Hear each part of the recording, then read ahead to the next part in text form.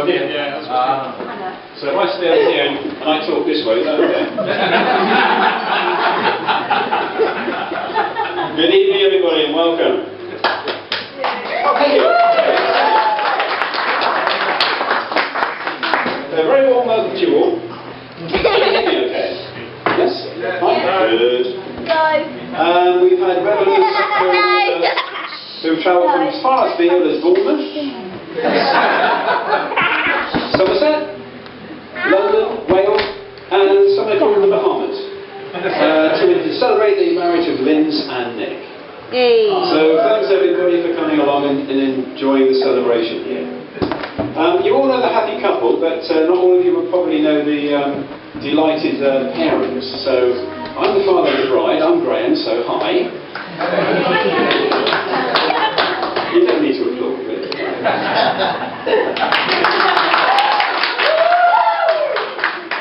Thank you. And the mother of the bride, Andrea Carr. Would you like to stand up and take a bow, Andrea?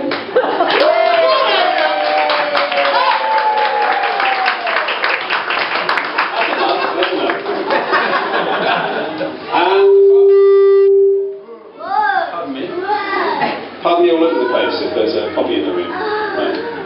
And the father of the groom, Don. Don, let's take up and wave. Don so tall he doesn't need to stand up and wave. And the mother of the bride, Andrea McLaughlin. Would you like to stand up and wave? There you go. Brilliant, brilliant. I've got to say that actually I'm very pleased that my daughter Lindsay did meet Nick some 5 years ago now. How time flies. Especially as they're both, in those days, both fully self-employed, albeit in differing industries. Nick in a very competitive TV camera world, and Lindsay in a very competitive graphic design world. They have a lot in common. Both very hard-working. I'd say they're a very modern couple. If I say I mean we. This is, we.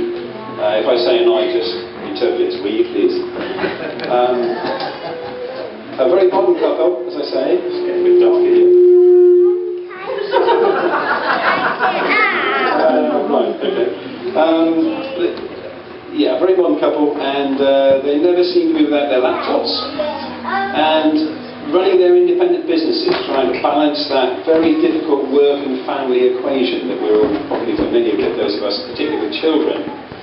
But I've got to say, sometimes Ange and I just sort of wonder how she managed to have children, but bless. Okay. I thought Poppy might run through then. There's only 2 pages, it's alright. Linz and Nick did suffer, even in those austere times, of the government's more stringent, austere measures with the economy the way it is. Going back and talking about having their children and everything. Because when they wanted their first child, they obviously approached the NHS, as you do, and explained their desires and ambitions. And would you guess it, Lynn was put on a 9-month waiting list. What is that all about? However, it got worse. They decided to have another, and 2 years later, guess what? You never guess what happened. They went to the NHS and... Yeah, I think you guessed. Anyway, we're all especially pleased that both of them have come back sort of untroubled and undamaged by the Hurricane Sandy that ripped through your resort. Probably about 2 weeks earlier, so timing is everything. So 2 weeks later, not very funny. Not very funny. Now, our Linz has always been a very energetic and competitive young lass. She was actually a very good hurdler, over 80 metres and 400 metres for this particular county. And she's always wanted to stay fit, and to this day continues with her running. And only a few weeks ago, Linz, you completed your first half marathon, didn't you, down in Hyde Park?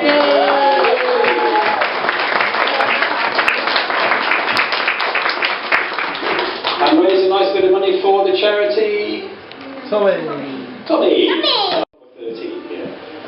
And put some sort of Play-Doh material and stuck safety pins in the back of these badges, which is all very cute. But unknown to us, Linz, with her amazing foresight, actually put together more badges than we realised, took them to school and was selling them at 50p a shot to her classmates. We only discovered this when the headmaster phoned us up and asked us to ask Lizzie to stop using the school as a commercial outlet. Apparently one of her classmates grasped on her. Something to do with the faulty goods and your no refunds policy, I think. Eat your heart out, Dragon's Den. While still at school, Linz used to like earning extra pocket money for making her bed daily, keeping her room tidy, plus helping out Ange with Angie's family washing. So I pause here. The washing machine, the dryer, and so on and so forth. The strange thing was that Linz was extremely reluctant to actually spend those hard-earned extra bits and pieces from her pocket money. Now, even that was even going out shopping with Mum. Now, Nick, question to you: does Lindsay still find it very hard when she's out shopping with you to spend her hard-earned pocket money? Very frugal. Round of applause there, guys. Round of applause. Very frugal. The good thing, though, is that, Linz, you have passed on some of your innate skills to Poppy. Already, we've noticed this, and I'm sure Holly will be the same.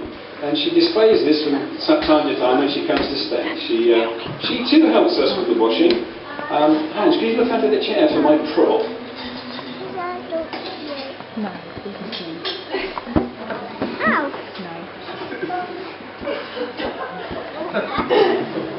Sorry, we can wait, can't we? We can wait?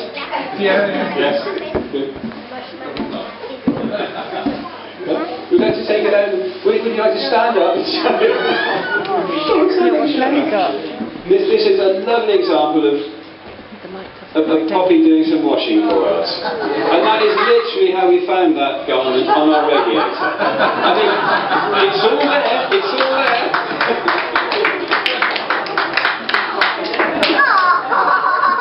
Yellow coffee.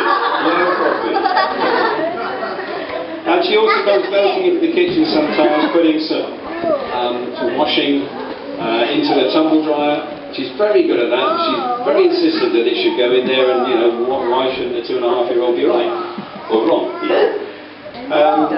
It works very well, but occasionally we've had to take the doll out before it burns. It's the thought that counts. I think Linz, that Pops will be challenging you for pocket money as soon as she can count high enough. But I'll tell you something, Ange and I really look forward to looking after you girls from time to time, as they're great fun. They keep us young. And personally speaking, I must admit that in the last 2.5 years, I'm convinced I've changed more nappies as a granddad than I ever did as a father. Russell and Drew. What's he got? Drew.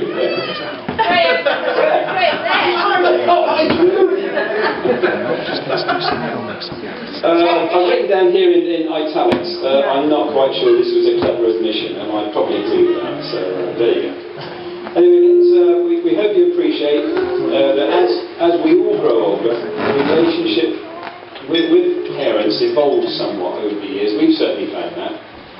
And Ange and I can subscribe to this theory totally. So we fervently hope that you will look upon us both as a kindly pair of old but harmless mental patients. So in closing, we'd like to say that Linz and Nick are a great couple and have a terrific little family.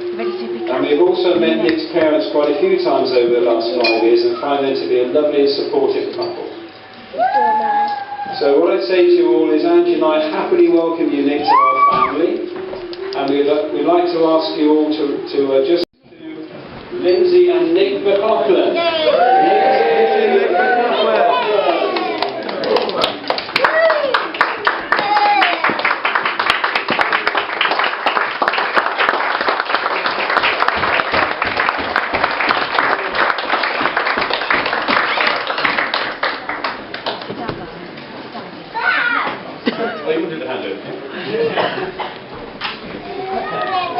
Thank you very much, Father of the Bride. We're going to move on with a joke. Molly, what flies and wobbles? The sky. What wobbles and flies in the sky? It's jelly cooker. Jelly cooker, ladies and gentlemen.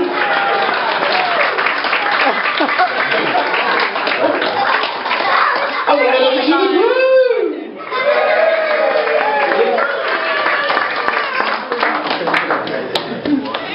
Thanks very much for that, Graham.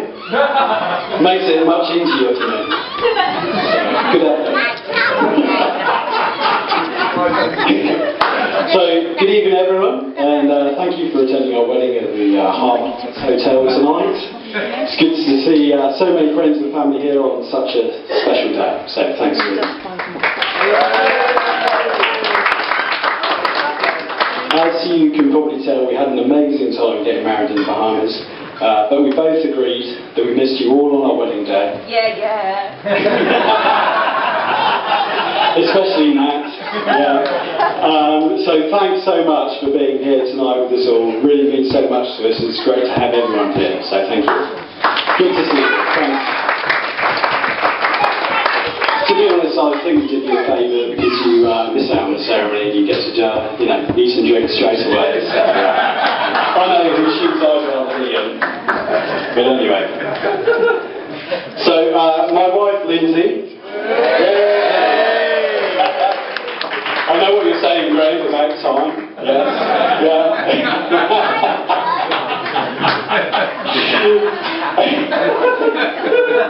But you look absolutely beautiful today. Similarly, you look absolutely beautiful in the Bahamas, and I sort of feel so privileged and happy. So, round of applause to Lindsay.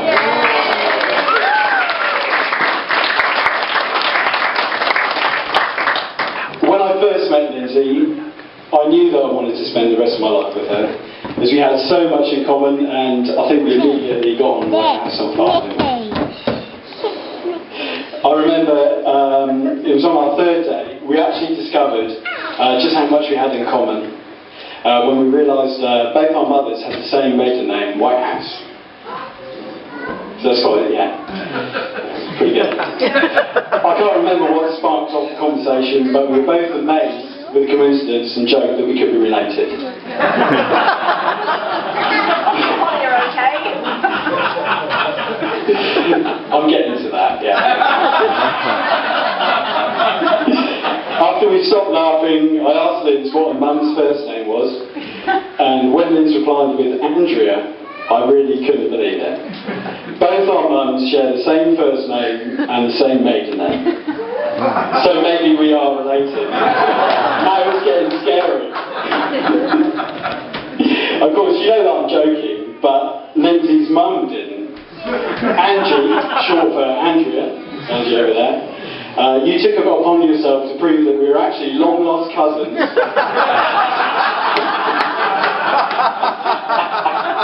And you started trawling through online family trees and records to prove that in fact we were indeed related and cousins.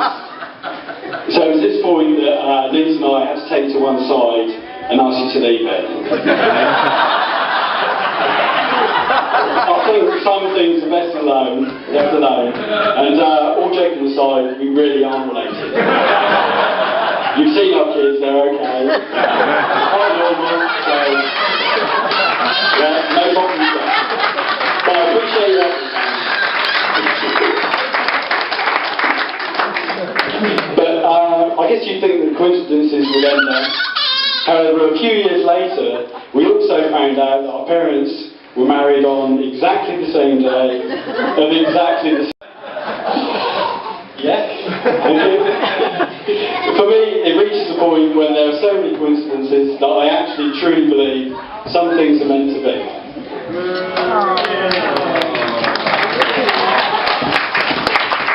It's a little bit hard work if you could just move along with it. And that is exactly how I feel about Linz. I know we were meant to be together, and I just feel so lucky that I actually managed to find you. So will you all please raise your glasses and join me in a toast to my beautiful wife, Lindsay. I think I left my glass over there, but to Lindsay.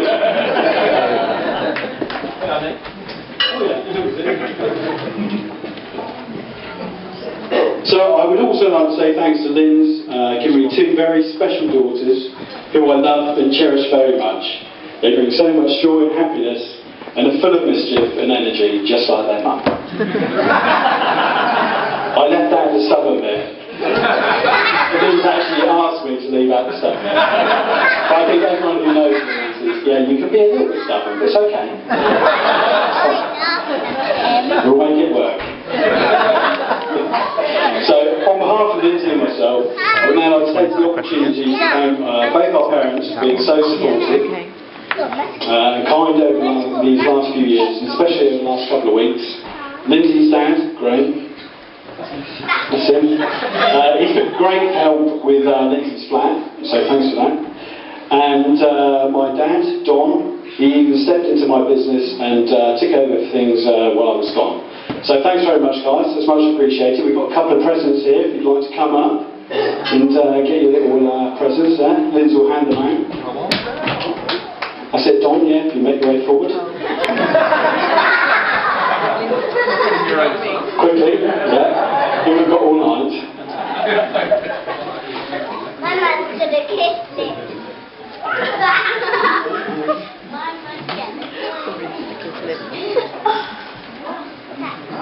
It's in the post, it's okay.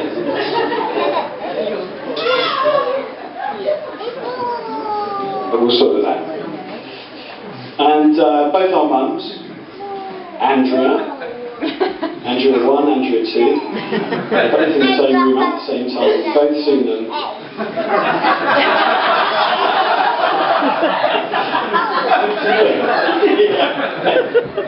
So you really both been such a help with kids, and we wouldn't have been able to cope without you both. So thanks so much, and again we feel really privileged to have you as our parents and grandparents. So thanks very much. Big cheers to the grandmothers. Would you like to come up? Again, we've got a little present.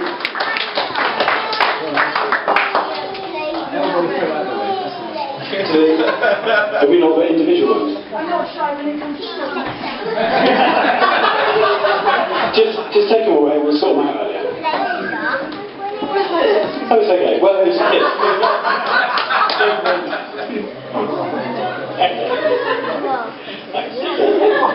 Take joint one, sorry everyone. And yeah, you can go and take your seats. That's brilliant.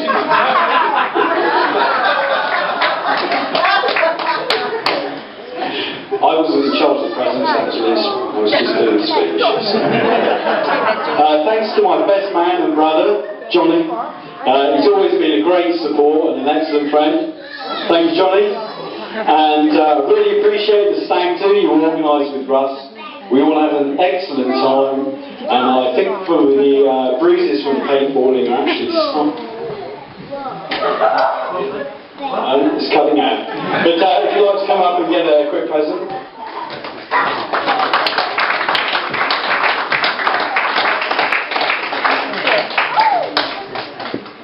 I'd just like to point out that there was actually like 20 of them doing the paintballing, and there was this thing called the stag run where I stood about 10 metres away and 20 people actually shot me as much as they could until I gave in. So yeah, I did actually give in about 10 seconds, but that was brilliant. Great present, thanks Johnny. Really appreciate that. Russ, apologies that you felt so seasick the day after on the boat. You sod. I would also like to thank Kerry for organising what like a well done, Kerry. sure I agreed with the Greek dance. What? The Greek dancing. And I see Emily's laughing, Nat's laughing. You're trying to look innocent, but yeah, I've seen the Facebook pictures. I think the stag do was actually much more tame than the hen party, but well done. Really good. I would also like to say a special big thank you to Paul and Amanda, who was so helpful when Lindsay had to be rushed to hospital after having Holly, and it really touched us how kind it was for you to run around and make sure that Poppy got back safely to us after nursery on that day. You dropped everything and went and picked up Poppy. It was so much appreciated. So thanks very much to Paul and Amanda, everyone. Right, we've got a little something here for you.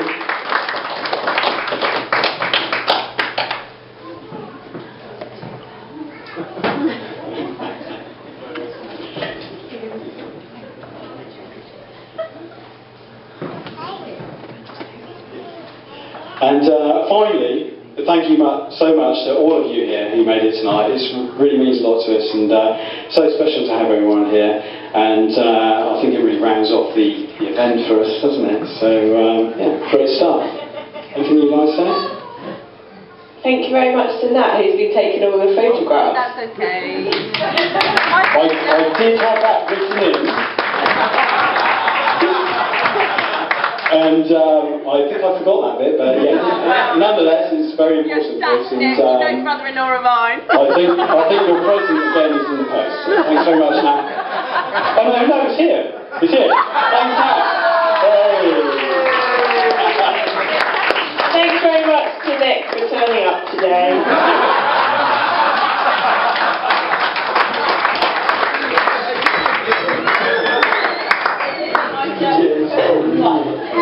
So that's enough from me, and I'll pass you over to the best man, and my brother Johnny, who's over there. He's going to come up and give you a witty speech.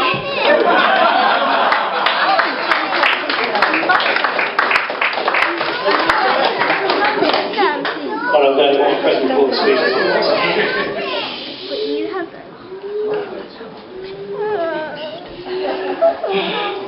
Where to begin? Honestly, I've been doing it for 38 years. I wish I had more time to prepare for this. Unfortunately, I was very busy with it. And in all honesty, I don't think this is going to be as long or as enjoyable as all the other Best Man speeches you've probably heard. That's probably good preparation for Lindsay after Nick's had 9 pints tonight. Anyway. I mean, we're supposed to be talking about Nick, so I could talk about all his talents and his achievements when he was growing up, such as his achievements as a really good hockey player, and as one of the youngest ever members of the National Children's Orchestra playing his drums. Amongst other things, he was a great tuba player. He was a very keen keeper of ferrets. And he was a talented blimp jockey. And he can tell you what that means later. But he was a good one. But to talk about all of that would be to really miss one of Nick's key attributes and skills and passions, which has been taking things apart. He started at a very young age, and anything around the house that had anything like a gear or a lever or a wheel or most importantly a cable would end up in pieces. And the very few items that he managed to put back together were kind of safely hoarded away, and all the bits that were left ended up in his bedroom. And I think he probably had more gadgets and cables in his room per square foot than your average Macklin superstore. When he was 15, he hasn't changed, no, exactly. But when he was 15, things took a turn, and he decided to start actually building things. And he spent, I think it was about 300 or 400 quid, and weeks of his time building a camera that I think James Cameron could have used to film the Titanic. It was very good quality camera, and it was housed in a casing that I think would have been good for about 4,000 metres underwater. And it had an inch-thick cable coming off it so that it wouldn't get trapped in anything. And this was built to see what was at the bottom of our well. So the camera was lowered down the well, and we all sat there expecting all the coins and sacks and gold, but there was a bucket handle. So anyway, money and time well spent. Kind of stayed with him. It now has, as Lindsay pointed out, an entire warehouse full of cables, cameras, and all sorts of gizmos. He's actually turned it into, as Graham was saying, a successful competitive business in a competitive market. And he's filmed at, this is where I'm going about a bit. He's filmed at many Olympics, he's provided cameras for and filmed at various things like One Worn Every Minute, Traffic Cops and other programmes you'd have heard of. I had the privilege of working with him for a very short time on a project, a big project which he's recently landed. And in that short time I realised that he's such a focused, tenacious, hard-working and most importantly, honest businessman. And it really fits with my impression of him as a great father, loving partner and a loyal family man. So I got to say, I think Lindsay's fallen on her feet to an extent as well. As Nick clearly has. It would be nice to have that. Between his obsessions for leads and cameras, and his other passion, which I'm not going to dwell on, but which he dwells on for days at a time, fishing. Nick never really found much time in his life for much else, and that includes girls. And normally at this point I'd have a PowerPoint with various ex-efforts and maybe a special guest appearance or two. But outside of the camera work and the fishing, Nick really has had, I assure you, Lindsay, a pathetically low number of frankly uninteresting, pig-ugly girlfriends.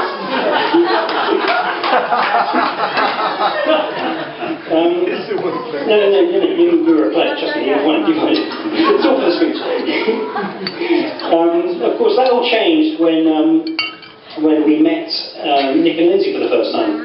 And when we did that, Natasha and I, who was at the time not my wife, is now, we learned two things. One was, funny enough, the perfect recipe for a mojito, Lindsay style, which curiously enough involves no ice. You put everything and blend it to a puree with enough rum to stun an elephant, and you serve it from a gravy boat. So that's how I met Linz. The other thing we found out that day, and it was something Natasha mentioned to me on the way home, was, and I have to read this word for word, oh my gosh, he's met his future wife. And Natasha said that to me, and I agreed after the first time we met them, because they really were so perfect together. And we're both so glad that they've got married, and we know they'll be happy for many, many years to come. And it's with love that we would like to raise glasses and say a toast to Nick and Lindsay, Mr. and Mrs. McLaughlin. Yay! Nick and Lindsay.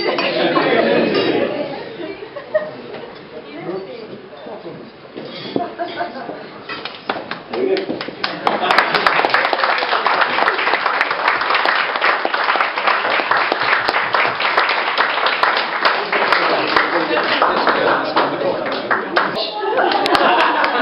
Thank you very much for coming. It's been a brilliant evening, so enjoy and drink lots of alcohol.